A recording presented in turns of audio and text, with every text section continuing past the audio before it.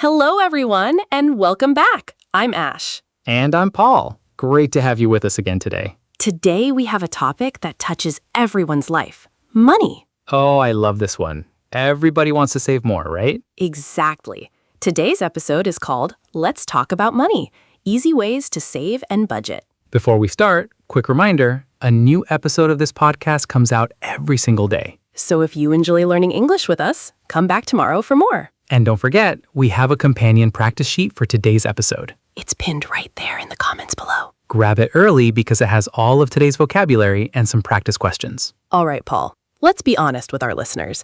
Do you know how to save money? Honestly, not really.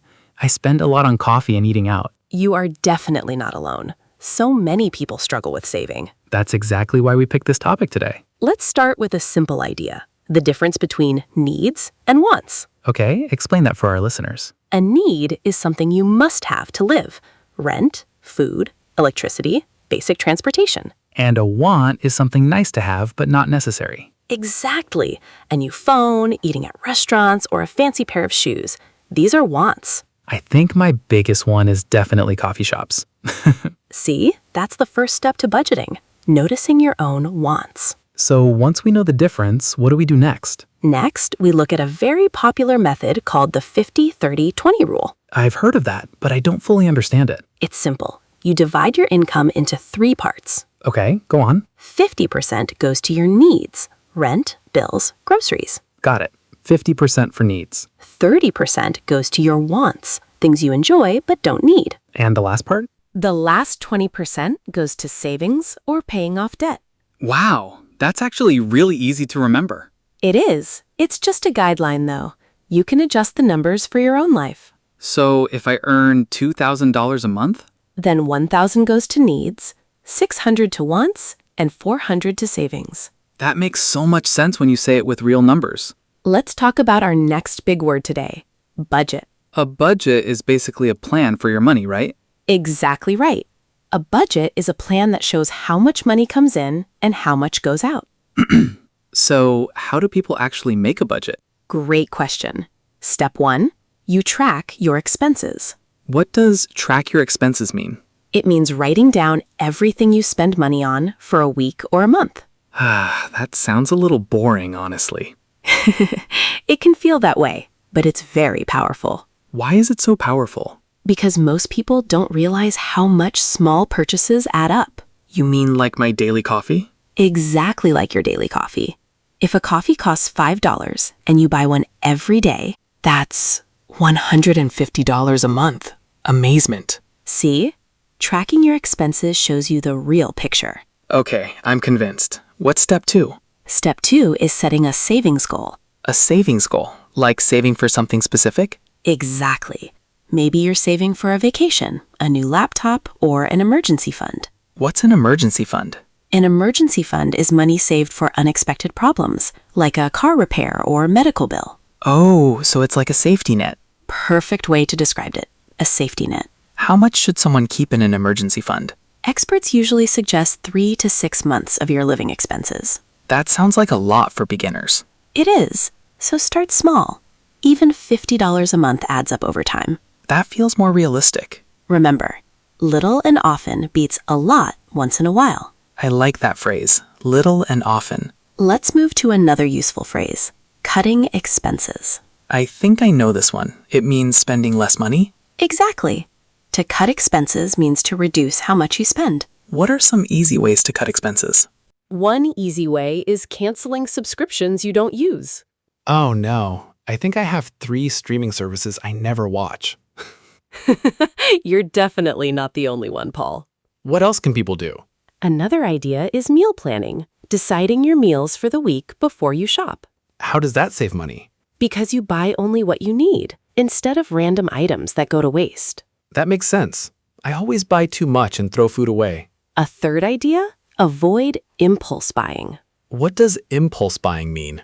It means buying something suddenly, without planning, just because you feel like it.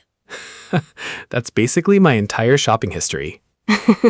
A simple trick is waiting 24 hours before buying something you didn't plan for. Why does waiting help? Because often, after a day, you realize you didn't really need it. That's such a smart, simple trick. Let's introduce one more important phrase. Automate your savings. Automate, like a machine does it automatically? Exactly. You set up your bank account to automatically move money into savings. So you don't even have to think about it? Right. The money moves before you can spend it. That's clever. Out of sight, out of mind. Out of sight, out of mind. Perfect phrase for this. Okay, Ash, let's slow down and repeat these important words for our listeners. Great idea. Let's practice pronunciation together. First word, budget. Let's say it slowly. Budget. Budget. Repeat after us, listeners. Budget. A budget is a plan for your money. Next word, expenses. Expenses.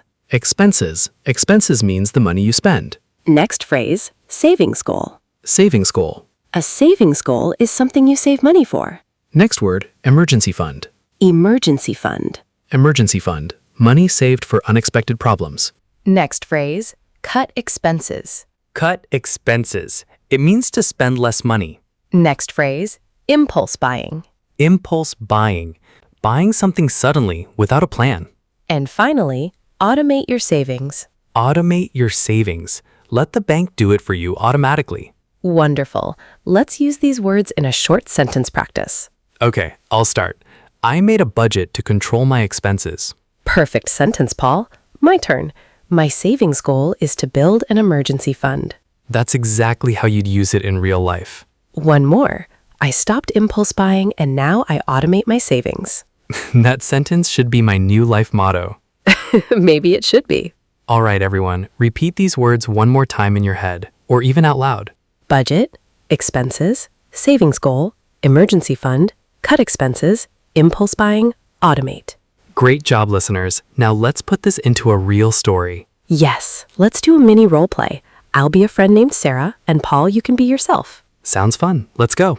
Paul, I'm so stressed. I never have money left at the end of the month. Sarah, have you ever tracked your expenses? Not really. I just spend and hope for the best. That's actually really common. Let's look at your spending together. Okay, I spend a lot on coffee, and I have 4 subscriptions I forgot about. See, those are easy things to cut. You're right. What should I do first? First, try the 50-30-20 rule we talked about earlier. 50% needs, 30% wants, 20% savings? Exactly. You remembered it perfectly. Okay, and what about my forgotten subscriptions? Cancel the ones you don't use. That's free money back in your pocket. I didn't realize how much I was wasting every month. Most people don't until they actually track it. What about an emergency fund? I don't have one at all. Start small.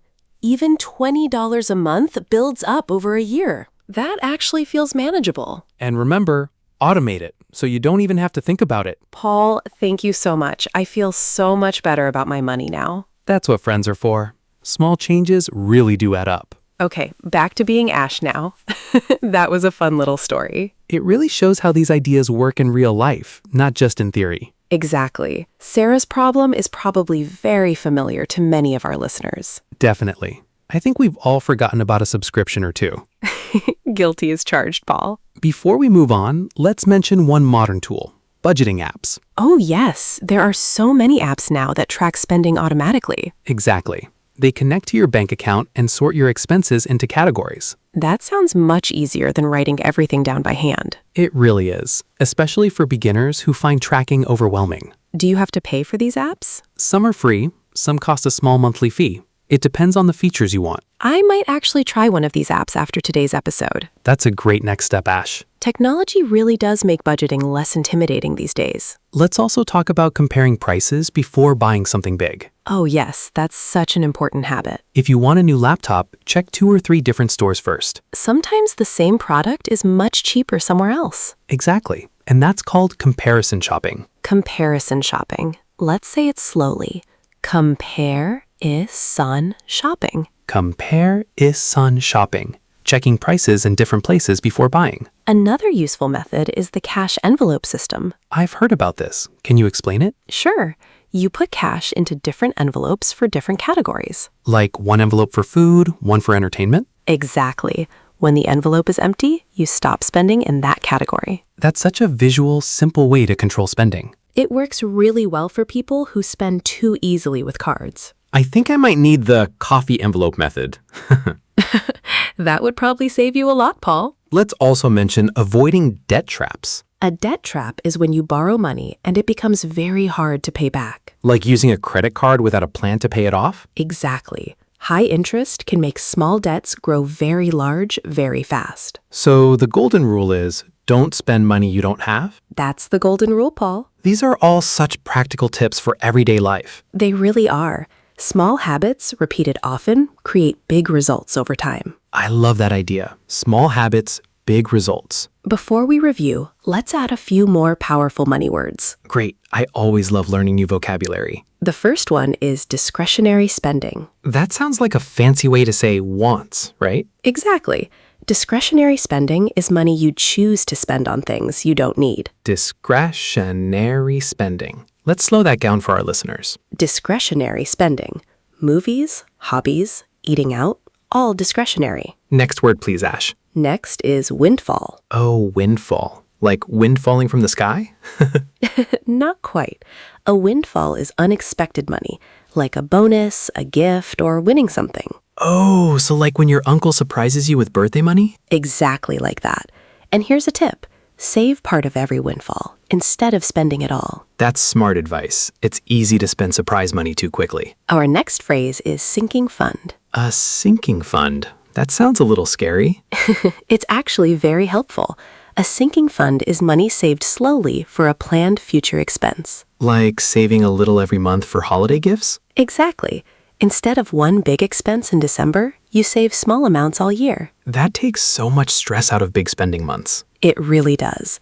Let's also mention financial goals. I think we understand this one already. Goals about money. Right, but it helps to make them specific. Instead of, I want to save money. You say, I want to save $500 in 6 months. Exactly, Paul.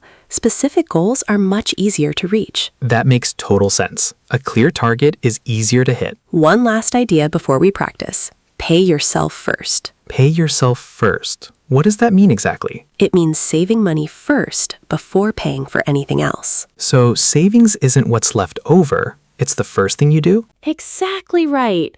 Most people save whatever is left, and often there's nothing left. But if you pay yourself first, saving actually happens. That's the whole idea behind it. Okay, let's practice these new words together one more time. First, discretionary spending. Discretionary spending. Money spent on wants, not needs. Next, windfall. Windfall. Unexpected money you didn't plan for. Next, sinking fund. Sinking fund. Saving slowly for a future planned expense. And finally, pay yourself first. Pay yourself first. Save before you spend on anything else. Wonderful. Let's try these in sentences. I'll go first. I used my windfall to start a sinking fund for holiday gifts. Excellent sentence, Paul. My turn. I pay myself first, so my discretionary spending never hurts my savings. Now that's a sentence a financial expert would say. Maybe we should start our own budgeting show. Let's do one more short story before we finish to really lock in this vocabulary. Great idea. This time, I'll be a friend named Tom. And Paul, you help him out again. All right, let's hear it. Paul, I got a work bonus last month, and honestly, it's already gone. A bonus is a windfall, Tom. Did you save any of it first? No, I just spent it on discretionary stuff like new gadgets. That happens to a lot of people. Next time, try saving part of the windfall immediately. That's a good idea. What else could I do differently? Have you thought about a sinking fund for your yearly expenses, like car insurance? Not really. Those big bills always surprise me. If you save a little every month, the big bill won't feel so painful later. That would really help my stress levels in December. And one more tip. Try paying yourself first, even just a small amount. So savings happens automatically before I even see the money? Exactly, Tom. That one habit changes everything. Paul, you should honestly do a podcast about this. Funny you say that. Okay, back to being Ash again. Tom's story is so relatable. It really does. That's exactly why pay yourself first is such a powerful habit. I think that phrase alone could change someone's whole relationship with money. Let's do one final quick practice round before the review. Sounds good. Let's test our listeners. I'll say a definition, and Paul will guess the word. Okay, I'm ready. Unexpected money you didn't plan for. That's a windfall. Correct. Saving slowly for a future planned expense. A sinking fund? Oh, perfect. Perfect. Money spent on wants, not needs. Discretionary spending? Excellent work, Paul. And finally, saving before spending on anything else. Pay yourself first. You got every single one right. I guess I really did learn something today. All right, let's review everything we learned today. Great idea. Let's summarize for our listeners. First, we learned the difference between needs and wants. Needs are necessary. Wants are nice to have. Second, we learned the 50-30-20 rule for budgeting. 50% needs, 30% wants, 20% savings. Third, we talked about tracking your expenses. Writing down everything you spend helps you see the full picture. Fourth, we discussed setting a savings goal and building an emergency fund. A safety net for unexpected problems. Fifth, we learned ways to cut expenses, canceling subscriptions, meal planning, avoiding impulse buying. And waiting 24 hours before an unplanned purchase. Sixth, we talked about automating your savings. Let the bank move money for you automatically. And finally, comparison shopping and the cash envelope system. Plus, avoiding debt traps by not spending money you don't have. Let's also remember our second set of words from later in the episode. Right, we had discretionary spending, windfall, sinking fund, and financial goals. Don't forget pay yourself first, probably the most powerful habit of all. Save first, spend later. Such a simple but life-changing idea. And let's not forget Sarah and Tom's stories, real examples of these ideas in action. Sarah used the 50-30-20 rule and canceled unused subscriptions. And Tom learned to save his windfall and start a sinking fund. Two very relatable stories with very practical solutions. If you take just one idea from today and use it this week, that's already progress. Maybe start with tracking your expenses for just 7 days. Or try the 24-hour rule before your next impulse purchase. Small steps really do lead to big changes over time. That's a lot of useful vocabulary for one episode. It really is. I actually learned some new habits myself today. Maybe you'll cancel one of those streaming subscriptions now, Paul. Maybe I will, Ash. All right, everyone. That brings us to the end of today's episode. Thank you so much for listening and learning with us today. If you enjoyed this episode, please like, subscribe, and leave a comment below. And remember, our companion practice sheet for today is pinned in the comments. Download it and practice today's vocabulary: needs, wants, budget, expenses, and more. It's a great way to make sure these words really stick in your memory. Also, don't forget, a brand new episode comes out every single day. So come back tomorrow for more English practice with us. One last thought before we close today's episode. Go ahead, Ash. Budgeting isn't about restricting yourself or never having fun. That's such an important point. It's not about being strict all the time. Exactly. It's about knowing where your money goes so you can choose wisely. A budget actually gives you more freedom, not less. Well said, Paul. Freedom to spend on what truly matters to you. And freedom from stress when unexpected bills show up. That emergency fund and sinking fund really do bring peace of mind. I feel much more confident about my own money after today's episode. I'm so glad to hear that, Paul. All right, I think we're ready to wrap up now. Before we go, here's your question of the day. What is one thing you can cut from your budget this month? Write your answer in the comments below. We'd love to read it. Thanks again for listening, everyone. Take care, save wisely, and we'll see you tomorrow. Bye for now.